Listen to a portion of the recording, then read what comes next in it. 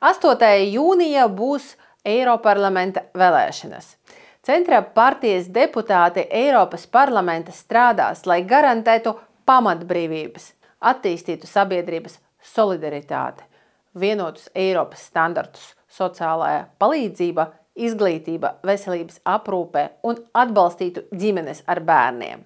Nākamā Eiropas parlamenta sasaukumā galvenais izaicinājums būs ilgtermiņa miera panākšana Eiropā. Mūsu deputāti vienmēr ieņems skaidru un nepārprotamu pretkara pozīciju. Konstatējot, ka pēdējās 10 gadēs Eiropas Savienībā par dominējošu tendenci cilvēktiesību jomā kļuvis LGBT atbalsts, mēs panāksim, lai nacionālo un lingvistisko minoritāšu tiesības kļūtu par prioritāti, kā arī aizstāvēsim reliģisko kopienu tiesības. No Eiropas parlamenta tribīnes mēs turpināsim iestāties pret krievu un citu mazakumtautību valodu lietošanas aizliegumu Latvijas izglītības sistēmā. Lielāko Eiropā dzīvojošo nacionālo grupu valodām, to starp krievu valodai, jākļūst par Eiropas Savienības oficiālajām valodām. Lielākajai daļai mūsu cilvēku latviešu valoda ir dzimtā valoda. Citiem tā skaitā arī man tā ir otrā valoda. Tas nozīmē, ka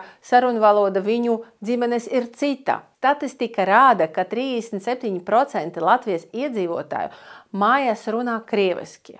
Nediskutēsim par to, vai tas ir slikti vai labi, tā ir objektīva realitāte. To nav iespējams izmainīt piespiedu kārtā. Tu vari likt visiem pārkrāsot matus vai nagus vienā krāsā, bet ar valodu, kultūru, vēstures atmiņu tā nesanāks. Pie kādām sekām novedīs centieni veikt piespiedu asimilāciju, pirmām kārtām attiecību uz jauniešiem? Radīsies dziļš aizvainojums, pretrunīga pašu identifikācija, konflikti visos līmeņos.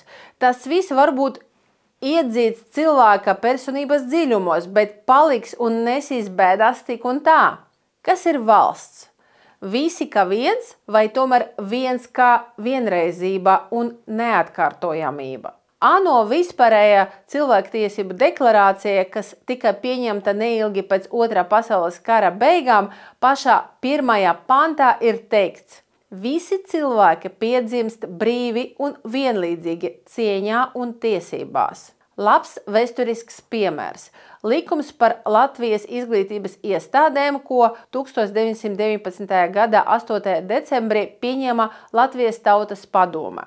39. pants. Visas obligātajās skolās apmācību jāizteno audzēkņu ģimenes valodā. Un 41. pants.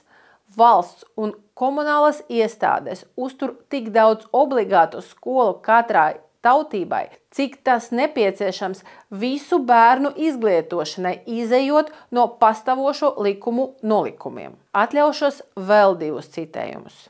Aija Priedīte, bijusi latviešu valodas apguves valsts programmas direktora. No citāda nav jābaidās, jo tas valodu un identitāte nevis grauj, bet bagātina. Tas, cik dziļi valoda saistīta ar cilvēku, ir atkarīgs no ģimenes un vides, kurā bērns aug. Varbūt valodai nav tik liela nozīme, ja ģimene lieto ierobežotu vārdu krājumu un runā tikai par to, ko ēdīs, kurp dosies. Bet ja bērnam dod valodu ar visiem emocionāliem slāņiem, priekiem un asarām, tas pie valodas piesaista. Tiem, kas sevi uzskata par īstiem nacionalistiem, zemapziņa ir bailes, ka savu latvietību var zaudēt, tādēļ viņi nav spējīgi būt atvērti pret citiem. Varbūt viņi nemaz nav tik stipri latvieši, ka paši domā, varbūt arī Latvijas mazakumtautībām ir pamats baidīties par savu identitāti. Ir svarīgi, ka mūsu politika nav vērsta uz citautiešu asimilāciju.